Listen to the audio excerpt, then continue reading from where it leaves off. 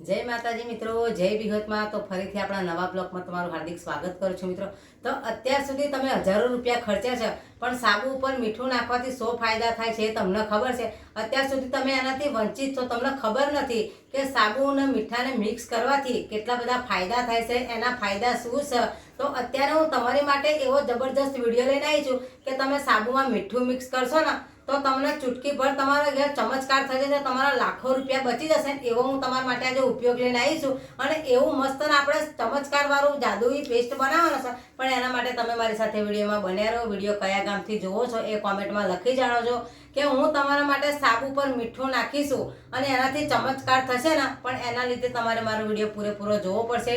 Video तमे अधूरो मूकी देशो तमने खबर नहीं पड़े के साबु ने मीठुं भेगुं करवाथी एना शुं फायदा थाय छे, केवो चमत्कार थाय छे। पण एना माटे तमे विडियो पूरेपूरो जोजो, स्टेप बाय स्टेप विडियो जोशो तो ज तमने खबर पड़ी जशे के साबु ने मीठुं भेगुं करवाथी शुं फायदा थाय छे। तो चालो मारी साथे तमे विडियोमां बन्या रहो।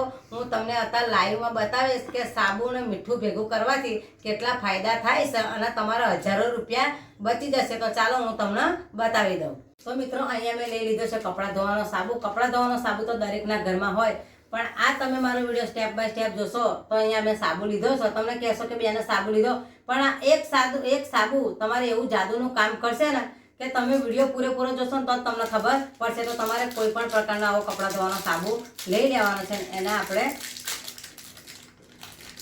पડીકામાંથી બહાર કાઢી દેવાનો છે। જોઈ લો, અહીંયા મેં આ સાબુ લીધો છે। તમારી કણ કોઈ પણ સાબુ હોય તો તમે લઈ શકો છો। તો અહીંયા આપણે સાબુને તમારે જો વધારે માત્રામાં બનાવવું હોય તો તમે બનાવી શકો છો। અહીંયા મારે એકલા માટે પેસ્ટ કરવાનો છે એટલે હું થોડોક સાબુ લઈશ। તો અહીંયા જોઈ લો, મેં આટલોક સાબુ લઈ લીધો છે અહીંયા કપડાં ધોવાનો। આ સાબુથી તમે અત્યાર સુધીના તમારા પૈસાનું પાણી કરી નાખ્યું હશે, પૈસા ખર્ચી નાખ્યા હશે, પણ તમને આવો ઉપાય કોઈએ નહીં બતાવ્યો હોય। આજે હું તમારા માટે એવો મસ્ત વિડીયો લઈને આવી છું, એવો ઉપાય લઈને આવી છું કે આનાથી શું શું તમને ફાયદા થવાના છે, આનાથી કેવો ચમત્કાર થવાનો છે। પણ એના માટે તમે વિડીયોમાં બનાવી રહ્યો, વિડીયો પૂરેપૂરો જોજો તો જ તમને ખબર પડશે। તો અહીંયા આપણે 1 ચમચી જેટલો સાબુ છીણી લીધો છે। હવે એની અંદર શું નાખવાનું છે એ પણ હું તમને આગળ વિડીયોમાં કહી દઉં કે આપણે સાબુ તો છીણી લીધો છે। અહીંયા આપણે લઈ લીધું છે 1 ચમચી જેટલું મીઠું। મીઠું તો દરેકના ઘરમાં હોય એટલે આપણે હાબુ હંગાત મીઠું નાખી દેવાનું છે। આ બેને બરાબર એક રસ થઈ જાય, મિશ્રણ થઈ જાય ને એમ આપણે હલાવતા જવાનું છે। સાબુ અને મીઠું બે મિક્સ થઈ જાય એ રીતે આપણે એને હલાવી લેવાનું છે। અને એની અંદર હજુ કઈ કઈ બધી વસ્તુ નાખવાની છે એ પણ હું તમને બતાવી દઈશ। પણ વિડીયો તમે અંત સુધી જોજો, વિડીયો પૂરેપૂરો જોશો તો જ તમને ખબર પડશે।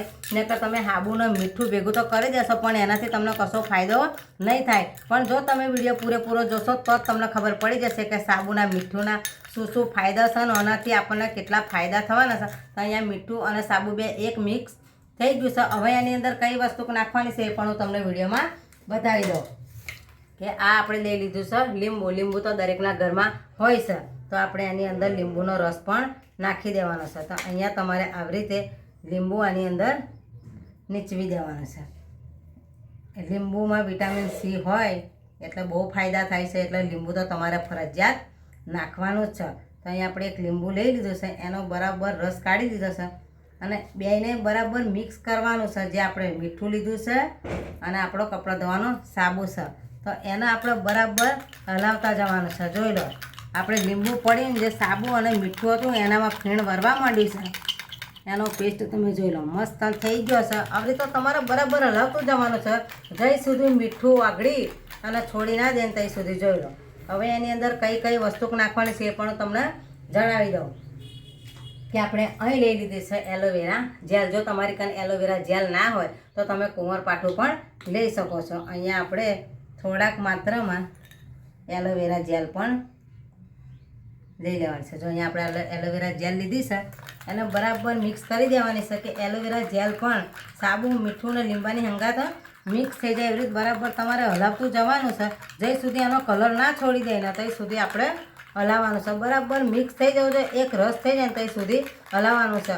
અત્યાર સુધી તમે આ નહીં બનાવી હોય અને એકવાર બનાવી તમે જરૂરથી જોજો, તમારા અત્યાર સુધીના પૈસા ખર્ચ્યા હશે ને એ પણ તમારા હવે બચી જશે। આવું તમે કોઈ દાણા બનાવી નહીં પેસ્ટ કરે। આની અંદર આપણે 4 વસ્તુ તો ભેગી કરી છે પણ હજુ કઈ આઈટમ નાખવાની છે આવી કોલગેટ લઈ લે. તમારે ઘેર કોઈ પણ કોલગેટ હોય તે પણ ચાલે છે. તો અહીંયા મેં રેડ કલરની કોલગેટ લીધી. તમારે બહુ નથી નાખવાની, કે આટલા જ માત્રામાં તમારે કોલગેટ લઈ લેવાની છે. એને અંદર નાખીને બરાબર હલાવી દેવાનું છે અને બધું મિક્સ કરી દેવાનું છે આપણે અંદર.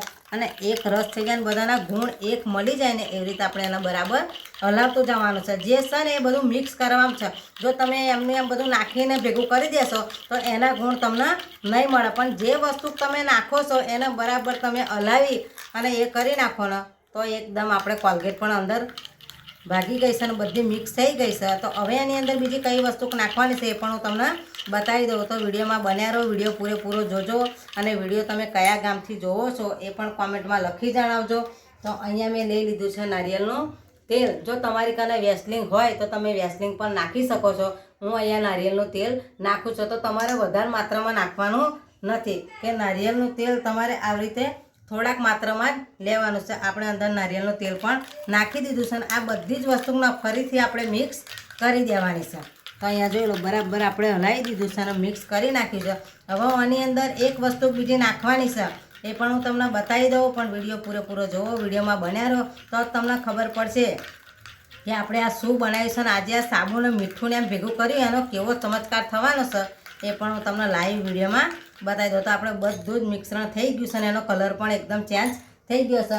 અને હવે નાખવાનું છે આપણે કોફી પાવડર. કોફી પાવડર તો 2-5 રૂપિયાની પડીકી દુકાને પણ મળી જાય છે. તો અહીંયા આપણે કોફી પાવડર નાખવાનો છે. તમારે કોફી પાવડર આટલો ચમચીમાં નાખી દેવાનો છે. આ બધાને તમારે મિક્સ કરી દેવાનું છે. એક રસ થઈ જાય એમ તમારે મિક્સ કરીને હલાવતું જવાનું છે. જ્યાંથી એનો કોફી પાવડર નાખ્યા પછી એનો કલર ના છોડી દે ત્યાં સુધી તમારે હલાવતું જવાનું છે. એકદમ એનો પેસ્ટ બદલાઈ જશે, આખો કલર જ ચેન્જ થઈ જશે ત્યાં સુધી તમારે હલાવવાનું છે.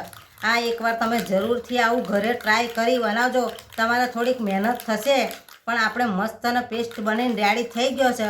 અત્યાર સુધી મિત્રો તમે જો પાર્લરમાં જ્યાં હશે ને તમારા પાર્લરના પૈસા ખર્ચ્યા હશે, હવે તમારા 1 પણ રૂપિયો ખર્ચવો નહીં પડે. હવે ગૌરી પાર્વતીના વ્રત આવે છે, તમે ફેસવોશ કરાવવા જાઓ છો, હાથ ધોવડાવો છો, મોં ધોવડાવો છો, તમારા હાથ ઉપર પગ ઉપર જો જિદ્દી મેલ જિદ્દી ડાઘા થઈ ગયા હોય અને ના જતું હોય ને તો એકવાર આ પેસ્ટ બની જોઈ લો. અહીંયા મારા હાથ કેવા છે, એકદમ કાળા જેવા છે. અને આ પેસ્ટ આપણે બનાવ્યો છે તે હાથ ઉપર આપણે લગાવી દેવાનો છે બરાબર.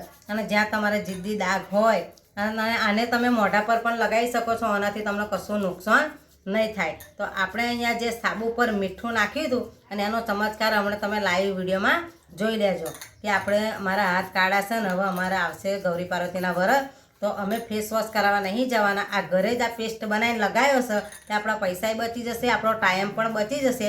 અને બરાબર તમારે મને ઘસી લેવાનું છે. ઘસ્યા પછી તમારે કેટલા ટાઈમ રાખવાનું છે હાથ પર એ પણ હું તમને બતાવી દઉં. અને બીજી વાત કે જ્યારે તમારે બનાવવાનું થાય ત્યારે તમારે આને તાજું જ બનાવીને લગાવવાનું છે. જો તમે આને બનાવ્યા પછી મૂકી દેશો તો આના ગુણ હશે ને બધા મરી જશે. તો આવી રીતે તમારે તાજું બનાવીને લગાવવાનું છે કે તમારા ગમે એવા કાળા હાથ હશે, ડાઘા હશે ને એ બધું જતું રહેશે. તો આને આપણે 2 મિનિટ સારું છોડી દઈશું લગાવ્યા પછી. આપણી 2 મિનિટ થઈ ગઈ ને અહીંયા મેં ચોખ્ખું તપેલીમાં પાણી લઈ લીધું છે. જે આપણે પેસ્ટ લગાવીએ ને એનાથી આપણે હાથ ધોઈ નાખવાના છે. તો તમે અહીંયા જોઈ લો જે મારા હાથ અહીંયા તપેલીમાં તમે જોઈ લો કે જે મારા ઉપર હાથ ઉપર મેલ હતો ને એ બધો નીકળી ગયો. ને પાણી તમે અહીંયા જોઈ શકો છો કે પાણી કેવું થઈ ગયું છે. તો એકવાર આવી રીતે પેસ્ટ બનાવીને તમે જરૂરથી લગાવજો. અને મારા હાથ તમે અહીંયા જોઈ શકો છો એકદમ ચોખ્ખા અને મસ્ત થઈ ગયા છે. તો આવા જ વિડીયો જોવા માટે મારી ચેનલને સબસ્ક્રાઈબ કરજો, સપોર્ટ કરજો. ફરીથી મળીશું એક નવા વિડીયો સાથે. ત્યાં સુધી બધાને જય વિહોતમાં. Bye bye.